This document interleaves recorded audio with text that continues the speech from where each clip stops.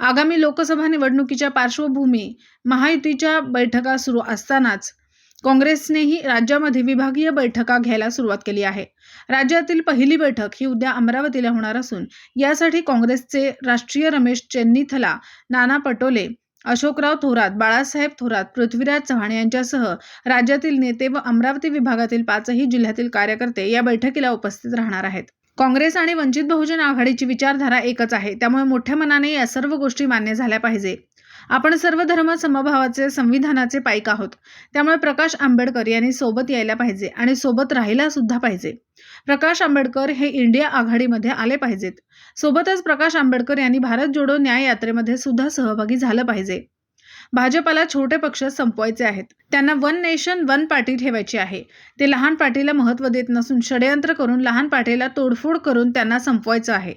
भाजपला मुंबईचं आणि महाराष्ट्राचं महत्त्व कमी करायचं आहे. मी मागेही ट्विट केला होता आणि त्याच्यामध्ये मी हेच म्हटलं होतं की आता या सगळ्या नेत्यांना देखील गुजरातमध्ये पाठवा.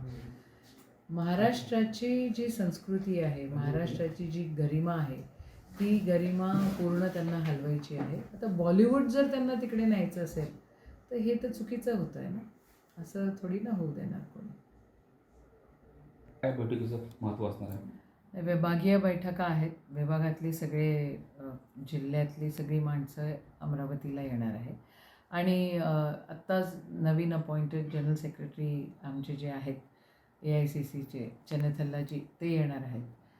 त्यांच्यासोबत नाना पटोले प्रदेशाध्यक्ष ते पण असतील, अशोकराव चव्हाण साहेब पण असतील, बाळासाहेब थोरातजी पण असतील आणि पृथ्वीराज चव्हाण साहेब पण येतो म्हणाले होते. तर पूर्ण अमरावती डिव्हिजनमध्ये जेवढे जिल्हे आहेत आणि जेवढ्या लोकसभा आहेत त्याचं एकंदरीत त्याचा आढावा आणि सगळ्या कार्यकर्त्यांसोबत भेट, जिल्हा काँग्रेस कमिटी, शहर काँग्रेस कमिटी यांच्यासोबत पण भेट आहे.